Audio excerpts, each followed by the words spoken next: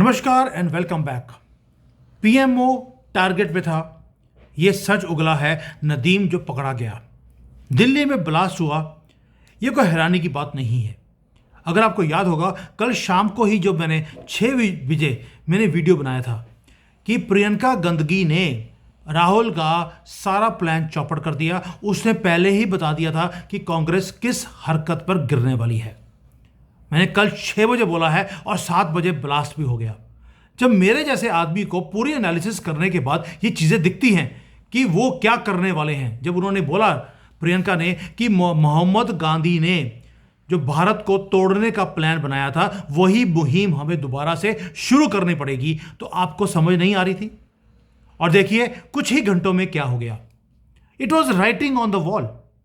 वो बिहार लूज कर रहा है कांग्रेस, हर इलेक्शन के बाद इलेक्शन वो लूज करते जा रहे हैं, बेशक वो नेशनल हो या स्टेट के हो।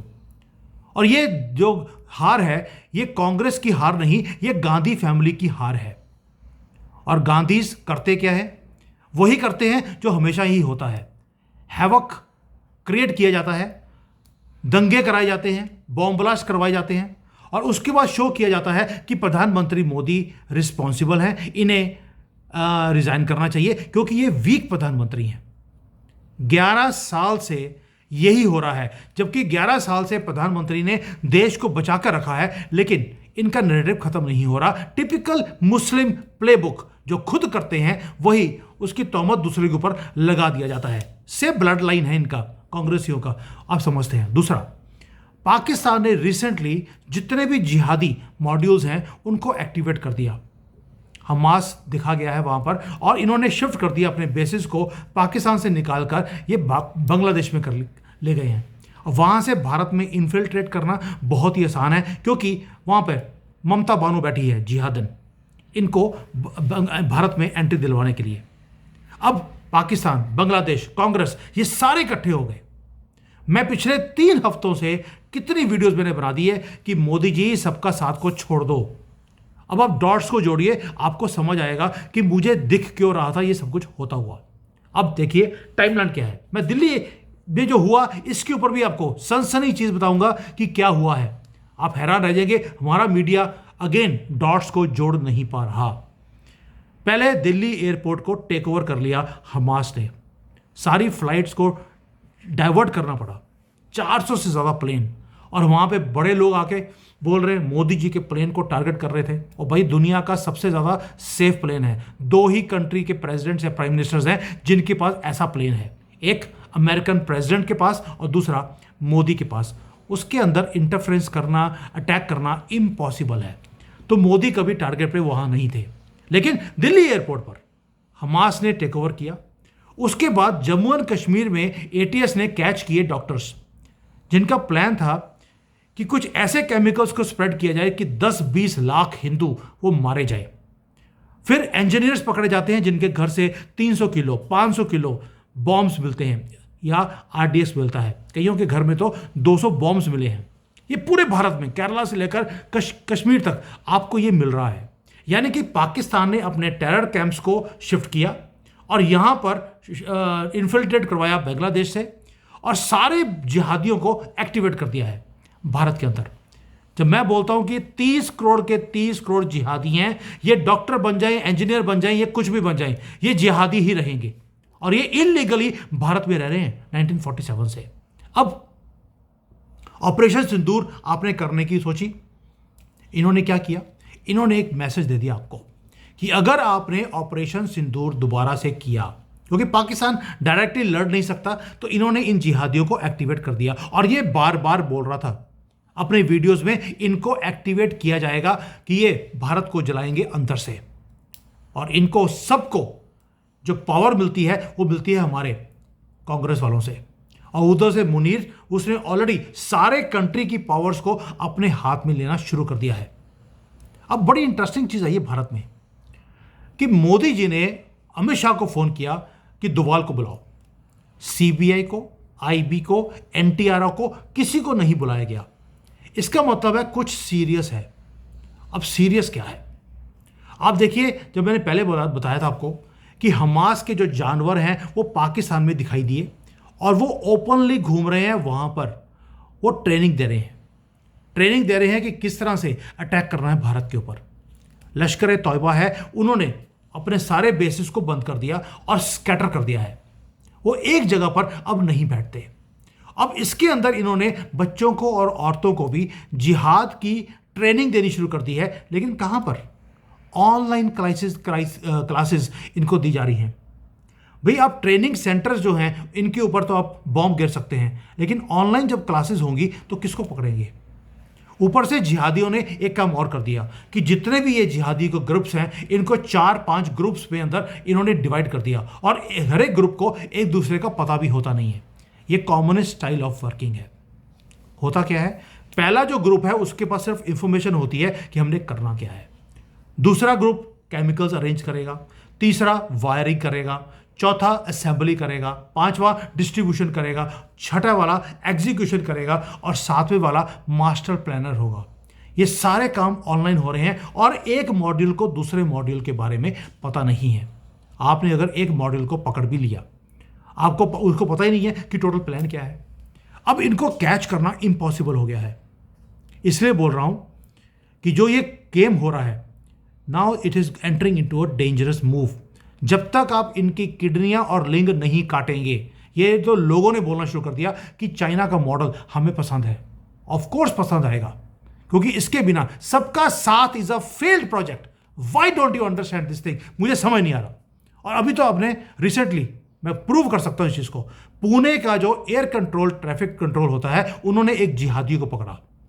वो वहां पर भी वही प्लानिंग कर रहा था जो दिल्ली में प्लानिंग करी है, लेकिन उसको दिल्ली के प्लान के बारे में कुछ नहीं मालूम था। मॉड्यूल्स डिफरेंट कर दिए हैं। अब आते हैं दिल्ली के ब्लास्ट के ऊपर कि हुआ क्या। यह भी हैरान करने वाली चीज है जो मैं बताने वाला हूं आपको। आपको लगेगा एक मैसिव एक्सप्लोजन कर दिया उन्होंने रेड फोर्ट के पास, दिल्ली को हिला के रख दिया है, बहुत लोगों को मार दिया, उनको बड़ी खुशी हो रही है। This is not just a simple blast. जो प्लॉट था, it was much much bigger. Plan क्या था? पहली बात देखिए, नवंबर 10 या 11 को आपके यहां पर ब्लास्ट होता है। नवंबर 10 को इवनिंग का रश आवर था, 7 बजे सुभाष चौक में ब्लास्ट हुआ। 500 मीटर दूर रेड फोर्ट। रेड फोर्ट के पास ब्लास्ट करने का मतलब क्या है? वो तो सारा मुसलमान एरिया है। क्या मुसलमान एरिया में जाकर ब्लास्ट करेगा? That means there is something more into the story. आप इसी से समझ आइए कि मुद्दा कुछ और था। अमित शाह सीन पे गए, वही बोल दिया हम इन्वेस्टिगेट करेंगे। भाड़ में गए तुम्हारे इन्वेस्टिगेशन। क्या तुम हमेशा ही कभी पहलगाम होने के बाद इन्वेस्टिगेट करोगे? क्या दिल्ली ब्लास्ट के बाद इन्वेस्टिगेट करोगे? जब तुम्हें मालूम है कि वो क्या प्लानिंग कर रहे हैं, पूरे देश को आग लगाने की कोशिश की जा रही है, अब आप इन्वेस्टिगेट करेंगे? जब हमारे जैसे लोगों को दिखता है कि क्या होने वाला है, क्या आपको नहीं पता था? क्या अभी भी आपको वही काम करना है? सबका साथ सबका विकास। मैं बार बार इसलिए बोल रहा हूं सबका विकास, क्योंकि ये फेल्ड प्रोजेक्ट अभी भी बंद नहीं हुआ है। अभी भी इनके लिंग नहीं काटे जा रहे। जिस दिन एक बंदे के आपने किडनियां या लिंग काट दिया, आप उस दिन देख लेना ये सारे जिहादी देश को छोड़कर भाग जाएंगे। चाइना में एक एंट्री क्यों नहीं करते? क्योंकि इनको मालूम है यहां पर क्या होता है। अब हमारी देखो बेवकूफ़ी क्या है, मैं उसके ऊपर आऊंगा। कॉन्स्पिरेसी क्या है, आप बेवकूफ़ी देखिए। पहली बात यह कि पुलिस ने ट्रेस किया कार को। VHR 26 नंबर की ये गाड़ी है। हम उसको चेज कर रहे हैं गाड़ियों को। ये गाड़ी जिसकी RC जिसके नाम पे थी, उसके घर में पहुंचे। उसका नाम था मोहम्मद नदीम। अब जब जिसका नाम मोहम्मद आ जाए उसमें गंद ना पड़े, ऐसा हो नहीं सकता। अब मोहम्मद नदीम, बाप का नाम भी मोहम्मद शाहिद। इन्होंने रेड किया। नदीम ने बोला कि भैया मैंने तो गाड़ी ऑलरेडी 2 साल पहले बेच दी थी। चलिए, आपने 2 साल पहले बेच दी, किसको बेची? उसका नाम भी मोहम्मद सलमान था। ओखला में पुलिस पहुंच गई, उस बंदे को पकड़ लिया। अब सलमान जो है या सलमा है, उन्होंने उगलने शुरू करे राज कि भाई ये प्लान जो है हमें नहीं मालूम, हमें सिर्फ इन केमिकल्स को शिफ्ट कर कर यहां पहुंचाने की हमें टारगेट दिया गया था। अगेन मॉड्यूल डिवाइड कर दिए। एक बंदा सिर्फ डिस्ट्रीब्यूट कर रहा है कुछ केमिकल्स को, दूसरा आदमी सिर्फ वायरिंग लेकर आ रहा है, तीसरा उसको इकट्ठा करने के लिए वो सामान लेके आ रहा है। मुझे नहीं मालूम बॉम्ब कैसे बनते हैं। मैं एक एग्जांपल दे रहा हूं आपको कि किस तरह से डिफरेंट मॉड्यूल्स काम कर रहे हैं, लेकिन उनको पता ही नहीं है ये किसके लिए कर रहे हैं। नाम लेके आने की कोशिश की जा रही है, कोई नाम बाहर नहीं आ रहा। लेकिन पुलिस ये बोल रही है कि जो इनका जाल है हम इसको एक्सपैंड करते जा रहे हैं। अब आते हैं बिगर पिक्चर के ऊपर। ये तो हो गया इनका मोडस ऑफ ऑपरेशन क्या है। हमारी पुलिस सिर्फ चेज कर रही है शैडोज को। एनआईए ने अभी अभी एक बॉम्बशेल ड्रॉप किया कि डोवाल जी को एक्टिवेट कर दिया गया है कि जो रूट कॉज है उसके पीछे जाया जाए। डोवाल जी को डालने की जरूरत नहीं है। रूट कॉज हमें मालूम है। रूट कॉज है भारत को आग लगानी है। और ये जो हुआ है ये रैंडम नहीं है, ये डेस्परेशन है। डेस्परेशन क्यों बोल रहा हूं? जो रिसेंटली अभी अरेस्ट हुए पूरे भारत में, वो टेरिफाइंग पिक्चर आपको दिखाते हैं। आपको उसी से समझ आना चाहिए था कि क्या आने वाला है। अमोनियम नाइट्रेट फरीदाबाद में पकड़ा गया, आपको मालूम था। टेरर मॉड्यूल्स को गुजरात में पकड़ा गया। उत्तर प्रदेश में टेरर मॉड्यूल्स के कुछ एलिमेंट्स को उत्तर प्रदेश में पकड़ा गया। वेपन्स पूरे भारत में मल्टीपल सिटीज में पकड़े जा रहे हैं। बॉम्ब्स हैं, एक्सप्लोजिव्स हैं, आपको हर जगह पे मिलता है। और जो अमोनियम नाइट्रेट का फ्यूल ऑयल है ये आपको हर जगह पे, हर सिटी में मिल रहा है, मस्जिदों में, मदरसों में और मुसलमानों के घर में। दोस्तों ये एक ऐसा बॉम्ब है, प्रेशर कुकर क्रिएट किया जा रहा है, क्योंकि ये जो केमिकल्स मिल रहे हैं आपको ये मिलिट्री ग्रेड के हैं। मिलिट्री ग्रेड की ट्रेनिंग इनको दी जा रही है। कौन दे रहा है? आप ही के देश के अंदर ऑनलाइन ट्रेनिंग मिल रही है इनको। और इनकी प्लानिंग को आपने इंटरप्ट कर लिया। मैंने पहले बोला था आपको, कल की वीडियो में बोला कि आप 100 में से 99 टाइम्स आप इनको इंटरप्ट कर लेंगे, इनको पकड़ लेंगे। उनको मतलब नहीं है। वो एक बार अगर ब्लास्ट करेंगे वो भांडे डालेंगे। पाकिस्तान में हर रोज ब्लास्ट हो रहे हैं, इनको फर्क नहीं पड़ता।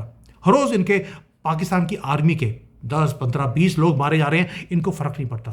लेकिन आपका अगर एक भी आर्मी का आदमी मर गया या 10 हिंदू मर गए, इनको उसकी खुशी है। अपने 10,000 लोग इनके मारे जाएं, इनको दुख नहीं है। आपका एक मरने पे इनको खुशी है। और यही जिहाद है। और ये अब क्या कर रहे हैं, जो यहां पे हो रहा है अभी सनसनीखेज क्या है वे सुन लीजिए। जो ये केमिकल जा रहा था ये ब्लास्ट करने के लिए था ही नहीं। क्या बोल रहा हूं? जो ब्लास्ट आपने देखा वो ब्लास्ट के लिए नहीं था, वो सिर्फ एक गाड़ी में मटेरियल को शिफ्ट कर रहे थे अपने अड्डे में। अड्डा था रेड फोर्ट का एरिया, जो सारा का सारा मुसलमान एरिया है। वहां पर छुपना बड़ा ही आसान है। और कुछ बच्चे थे जो इस केमिकल्स को शिफ्ट कर रहे थे, और बाय मिस्टेक वो ब्लास्ट कर गया। बाय मिस्टेक हुआ है, इट वॉज नॉट इंटेंडेड, क्योंकि वो अपने एरिया में कभी ब्लास्ट नहीं करेंगे। दूसरा, एक और चीज, जब एक ब्लास्ट किया जाता है उससे पहले कुछ केमिकल्स को मिक्स किया जाता है। एक ही केमिकल यूज नहीं होता, उसके अंदर कीलें और ये सब कुछ मिक्स किया जाता है ताकि मैक्सिमम कैजुअलिटी आए।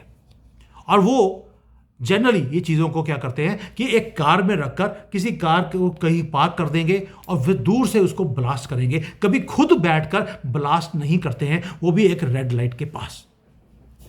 ऐसा कभी होता नहीं है ताकि कोई पकड़ा ही ना जाए।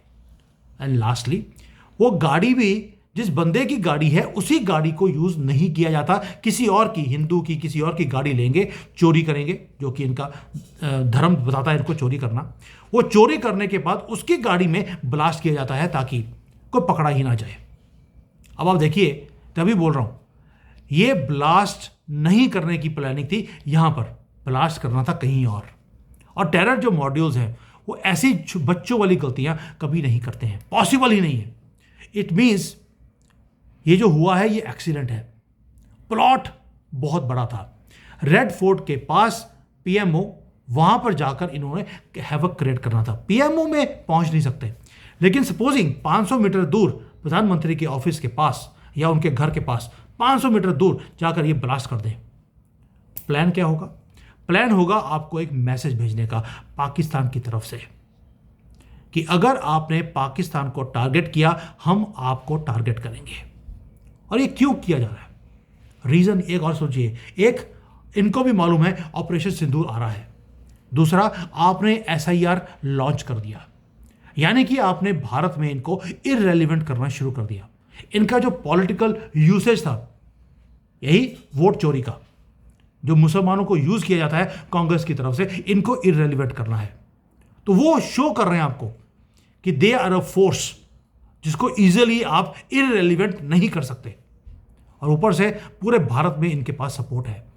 एक पैटर्न है इनके काम करने का, एक तो सपोर्ट है, दूसरा अभी 26/11 आपको याद होगा 2008 मुंबई अटैक्स, आज वैसे 26/11 था, अब 10/11 हो गया है, दिल्ली ब्लास्ट। ये मैं पहले बोल रहा हूँ, प्लान था पीएमओ के पास, ये तो गलती हुई है यहाँ पर। रेड फोर्ट के पास ये कभी भी ब्लास्ट की प्लानिंग था ही नहीं। क्या नवंबर को ये टेरर का मंथ बना रहे हैं?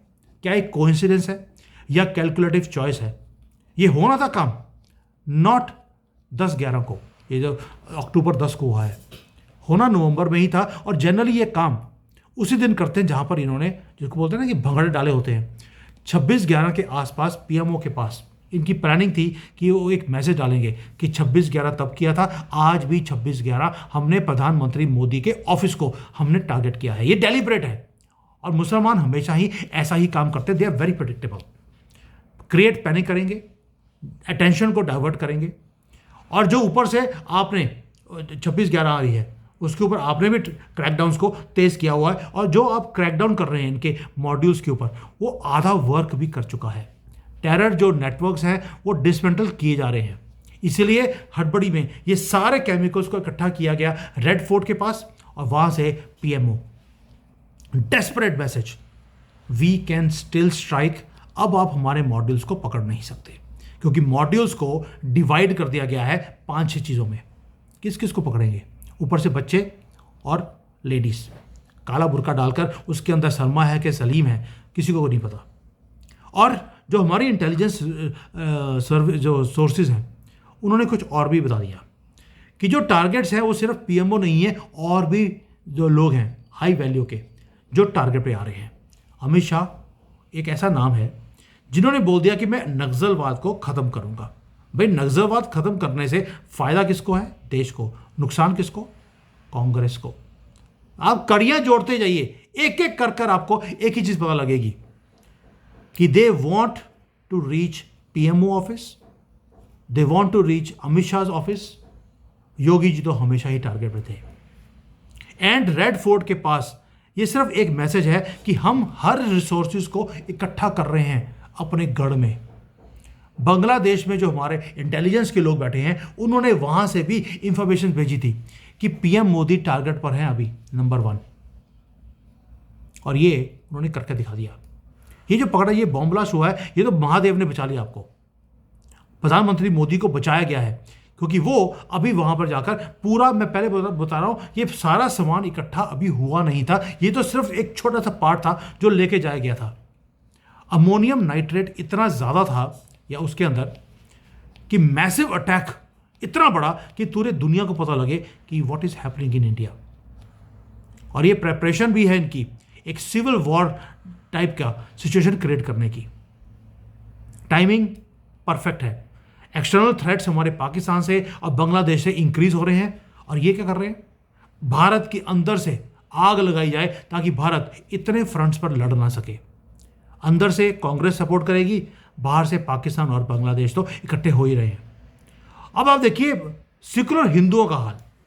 अभी ब्लास्ट हुआ है, सेकुलर हिंदुओं ने टीवी पे आकर बोलना शुरू कर दिया ये तो फॉल्स फ्लैग ऑपरेशन है, भारत ऑपरेशन सिंदूर करना चाहता है दोबारा से, इसलिए ये ब्लास्ट गवर्नमेंट ने ही किया है।